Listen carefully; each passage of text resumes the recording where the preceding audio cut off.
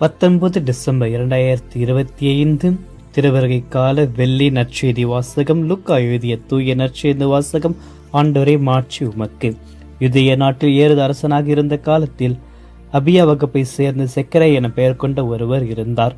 அவர் மனைவி ஆரோனின் வழி வந்தவர். அவர் பெயர் எலிசபெத்து. அவர் இருவரும் கடவுளின் பார்வை நேர்மையானவர்களை விளங்கினார்கள். ஆண்டவருடைய அனைத்து கட்டளைகளுக்கும் ஒழுங்குகளுக்கும் ஏற்ப குற்றமற்றவர்கள் நடந்து வந்தார்கள். அவர்களுக்கு பிள்ளை இல்லை. என்னை எலிசபெத்து கருவுற இயலாதவராய் இருந்தார். மேலும் அவர்கள் வயது முதிர்ந்தவர்களாயும் இருந்தார்கள். தம்முடைய பிரிவின் முறை வந்த பொழுது செக்கரையா கடவுளின் திருமுன் குருத்துவ பணி ஆற்றி வந்தார். குருத்துவ பணி மரபுக்கேற்ப ஆண்டின் திருக்கோயிலுக்குள் சென்று தூபம் கட்டுவது யார் என்று அறிய சீட்டு குலுக்கி போட்ட பொழுது அது செக்கரையா பெயருக்கு விழுந்தது. அது அவர் தூபம் காட்டுகின்ற வேளையில் மக்கள் கூட்டத்தில் அனைவரும் வெளியே இறையுண்ட வேண்டிக் கொண்டிருந்தனர். அப்பொழுது ஆண்டவருடைய தூத ஒருவர் தூய பீடத்தின் வலப்பக்கத்தில் நின்றவாறு அவருக்கு தோன்றினார். அவரை கண்டு செக்கரையா அச்சமுற்று கலங்கினார். வானத்துத அவரை நோக்கி, செக்கரையா அஞ்சாது இருபது மன்றாட்டு கேட்கப்பட்டது. உம் மனைவி எலிசபெத்து உமக்கு ஒரு மகனை பெற்றெடுப்பார். அவருக்கு யோவான் என பெயரிடுவீர். நீர் மகிழ்ந்து பேறு வகை கொள்வீர். அவரது பிறப்பால் பலரும் மகிழ்ச்சி அடைவர். அவர் ஆண்டவர் பார்வையில் பெரியவராய் இருப்பார். திராட்சை மதுவோ வேறு எந்த மதுவோ அருந்த மாட்டார். தாய் வயிற்றில் இருக்கும் பொழுதே தூயாவினால் முற்றிலும் ஆட்கொள்ளப்படுவார். அவர் இஸ்ரேல் மக்கள் பலரை தம் கடவுளாகிய ஆண்டரிடம் திரும்பி வர செய்வார். எளியவன் உளப்பாங்கையும் வல்லமையும் உடையவராய் அவருக்கு முன் செல்வார். தந்தையரும் மக்களும் உளம் ஒத்துப்போக செய்வார். நேர்மையான மனநிலையை கீழ்ப்படியாதவர்கள் பெற செய்வார். இவ்வாறு ஆண்டவர் ஏற்புடைய ஒரு மக்களிடத்தை ஆயத்தம் செய்வார் என்றார். செக்கரையா வானத்திடம் இது நடைபெறும் என எனக்கு எப்படி தெரியும்? நான் வயதானவன். அதுபோல் என் மனைவி வயது முதிர்ந்தாயிற்றே என்றார். அதற்கு வானத்துதர் அவரிடம், நான் கபிரேயில், கடவுளின் திருமுன்னிருப்பவன். உம்மோடு பேசவும் இந்த நற்செய்தியை உமக்கு அறிவிக்கவும் அனுப்பப்பட்டு இதோ பாரும், உரிய காலத்தில் நிறைவேற இருக்கும் என்னுடைய வார்த்தைகள் நீ நம்பவில்லை. ஆதலால் அவை நிறைவேறும் வரை நீர் பேச்சற்றவராய் இருப்பீர். உம்மால் பேசவே இயலாது என்றார். மக்கள் செக்கரையாவுக்காக காத்திருந்தனர். திருக்கோயில் அவர் காலம் தாழ்த்துவதை குறித்து அவர்கள் வியப்படைந்தார்கள். அவர் வெளியே வந்த பொழுது அவர்களை பேச முடியாமல் இருந்தார். ஆதலால் அவர் திருக்கோயில் ஏதோ காட்சி கண்டிருக்க வேண்டும் என அவர்கள் உணர்ந்து கொண்டார்கள். அவர் அவர்களிடம் சைகைகள் வாயிலாக உரையாடி வந்தார். பேச்சற்றே இருந்தார். அவருடைய திருப்பணி காலம் முடிந்ததும் அவர் வீடு திரும்பினார். அதற்கு பின்பு அவர் மனைவி எலிசபெத் கருவுற்று 5 மாதளவும் பிற கண்ணில் படாதிருந்தார். மக்களுக்குள் எனக்கென இருந்த இகழ்ச்சியை நீக்க ஆண்டவர் என் மீது அருள் கூர்ந்து நாளில் இவ்வாறு செய்தலினார் என்று தமக்குள் சொல்லிக் கொண்டார். இறையேசுவில் பிரியமான அன்பு சகோதரமே, கத்தோலிக்க திருச்சபையினுடைய அன்பு பிள்ளைகளை, உங்கள் ஒவ்வொருவரையும் இறைவன் தன்னுடைய நலன்களால் நிரப்பி ஆசிர்வதிப்பானாக. இன்று நீங்கள் ஒப்புக் கொடுக்க போகின்ற ஒவ்வொரு கருத்துக்களையும் என்னுடைய திருப்பில் வைத்து நானும் செபிக்கின்றேன். இறைவன்கள் ஒவ்வொருவரையும் ஆசிர்வதிப்பாராக. பிரியமானவர்களே, ஒரு அருமையான ஒரு நற்செய்தி வாசகம், அருமையான ஒரு குடும்ப கதை. குடும்பத்தில் இருக்கின்ற வலிகள் வேதனைகள் அனைத்தும் இறைவனுடைய இரக்கத்தினால் விலகி போவதை இன்றைய நற்செய்தி வாசகத்தில் நாம் காண்கின்றோம். வயது முதிர்ந்த ஒரு தம்பதியர் தான் சக்கரையாவும் எலிசபெத்தும். ஆக இவர்களுடைய வாழ்க்கையை பார்க்கின்ற பொழுது இருவருமே ஆண்டவருடைய பார்வையில் ஆண்டவருக்கு முன்பாக நேர்மையான வாழ்க்கையும் விசுவாசத்தில் பேர் போன ஒரு குடும்பமாக இந்த தம்பதியர்கள் இருக்கிறார்கள். ஒருபுறம் இறைவனுக்கு ஏற்ற வாழ்க்கையை வாழ்ந்து கொண்டிருக்கிறார்கள். ஆனால் மறுபுறத்தில் அவருடைய வாழ்க்கையில் ஒரு பெரிய வலியான எலிசபெத் அம்மாவுக்கு மலட்டுத்தன்மையும் இருக்கிறது. நம்முடைய வாழ்க்கை நாம் கேட்கின்ற இந்த ஒரு கேள்விதான் அனைவராலுமே கேட்கப்படுகிறது. ஏன் நல்லவருக்கு மட்டும் சோதனைகள் ஏற்படுகிறது? ஏன் நல்லவர்களுக்கு மட்டும் பிரச்சனைகள் வருகிறது? ஏன் நல்லவர்கள் மட்டும் கஷ்டப்பட வேண்டும்? இதே போன்றுதான் இத்தனை வருடங்களாக இறைவன் மீது முழுமையான நம்பிக்கை கொண்டு நேர்மையாக வாழ்கின்ற இந்த ஒரு தம்பதியருக்கு இறைவன் ஏன் இப்பேறு பெற்ற பெரிய குறையை அளிக்க வேண்டும்? குழந்தை இல்லாத ஒரு வாழ்க்கை என்பது சமுதாயத்தில் ஒரு சபிக்கப்பட்ட வாழ்க்கையாக இருக்கின்றது. அதை தான் நம்முடைய வாழ்க்கை நாம் பார்க்கின்றோம். இப்பொழுது கொஞ்சம் உலகம் மாறி வருகின்ற காலங்களில் குழந்தையே வேண்டாம் என்று ஒதுக்குகின்ற ஒரு பட்சத்தில் இந்த மலட்டுத்தன்மையை பற்றி குறை கூறுகின்ற மனிதர்கள் கொஞ்சம் குறைந்திருந்தாலும் மனதளவிலும் இன்னும் சில இடங்களில் இந்த மலட்டுத்தன்மையை குறையாக பார்க்கின்ற சமுதாயத்தில்தான் நாம் வாழ்ந்து கொண்டிருக்கின்றோம். அதே போன்ற அந்த தம்பதியருக்கு இத்தனை வருடமாயும் அவர்களுக்கு குழந்தை இல்லாத ஒரு நிலையில் இருக்கிறார். இருந்த போதிலும் இவர்களிடத்தில் நாம் கற்றுக்கொள்ள வேண்டிய ஒரு அழகிய பாடம் என்ன என்றால், செபத்தில் விடாமுயற்சியாக இருக்க வேண்டும். இவ்வளவு பெரிய பிரச்சனைகள் இருந்தாலும் குறைகள் இருந்தாலும் இறைவனை விட்டவர்கள் ஒருபொழுது விலகி சென்றதும் இல்லை. அவர் மீது முழுமையான நம்பிக்கை வைத்து ஒவ்வொரு நாளும் செபிக்கிறார்கள். வயது முதிர்ந்தாலும் சரி, சாத்தியமற்ற சூழ்நிலைகள் இருந்த போதிலும் அவர்கள் தங்களுடைய குழந்தைக்காக தொடர்ந்து செபிப்பதை தான் இவருடைய வாழ்க்கை வரலானது இருக்கின்றது. அதை தான் வானத்துதர் அழகாக குறிப்பிடுவார்.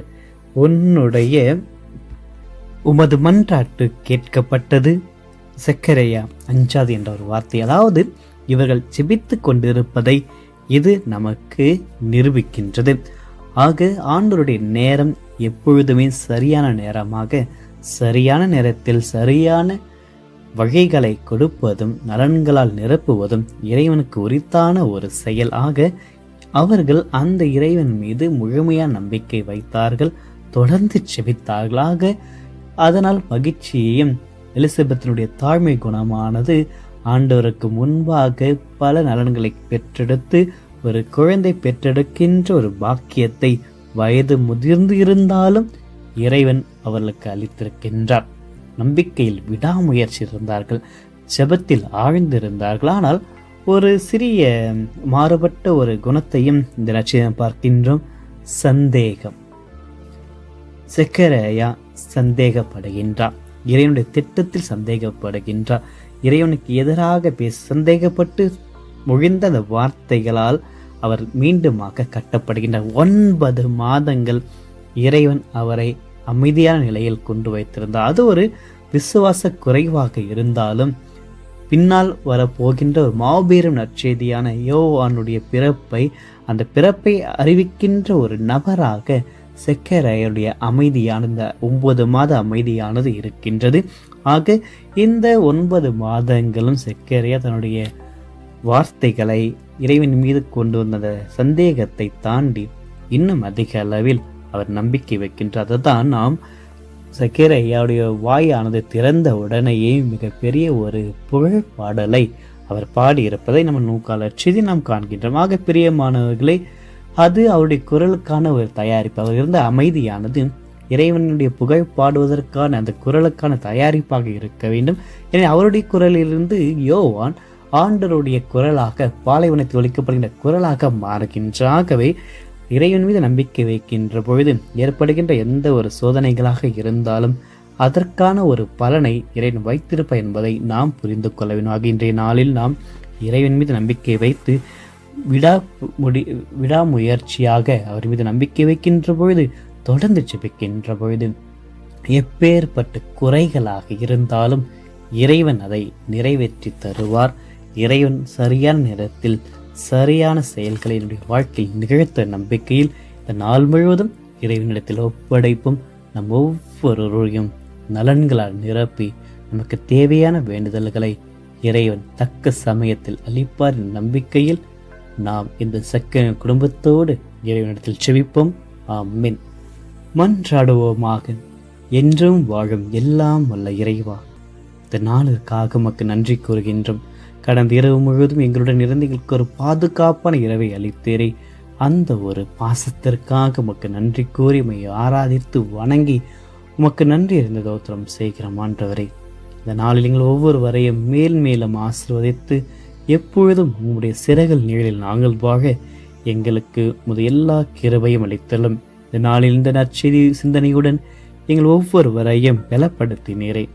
வாழ்க்கையில் எந்த கஷ்டம் இருந்தாலும், துன்பங்கள் இருந்தாலும், குறைகள் இருந்தாலும் நம்பிக்கையினால் அனைத்தும் கூடும் என்ற ஒரு வாழ்க்கை பாடத்தை செக்கரையா எலிசபெத்தின் வழியாக எங்களுக்கு அளித்தரே, அதற்காகவே உமக்கு நன்றி கூறுகின்றோம்.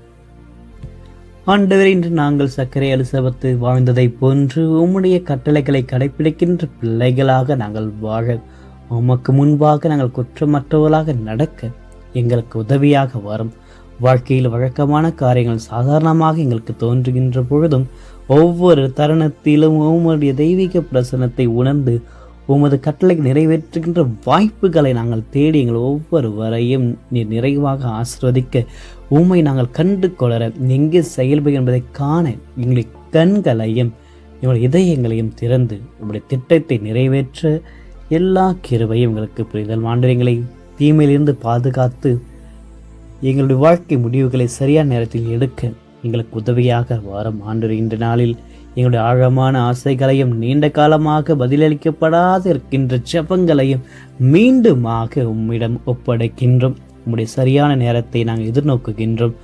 சக்கரையுடைய குடும்பத்திற்கு செய்ததை போன்று எங்களுடைய சாத்தியமற்ற சூழ்நிலைகளை மாற்றி உமது பிரசன்னத்தில் நாங்கள் வாழும்படியாகும் சாத்தியமற்ற செயல்கள் அனைத்தையும் நீர் நிறைவேற்றி தாரும். உம்மால் முடியாதது ஒன்றுமில்லை என்பதை நாங்கள் நம்பிக்கை கொண்டிருக்கின்றோம். ஆகவே இன்று எங்களுடைய கவலையான இறைச்சலாலும் கவலை தர வார்த்தைகளாலும் எங்களை சோதனை நிறைந்த நாட்களை நாங்கள் கடந்து செல்கின்ற பொழுது, போராட்டங்களை கடந்து செல்கின்ற பொழுது எங்களை ஆசீர்வதித்தலாக. இந்த நாளில் நாங்கள் ஒவ்வொரு பிள்ளைகள் குறைவுள்ள ஒவ்வொரு பிள்ளைகளுக்காக ஜெபிக்கின்றோம்.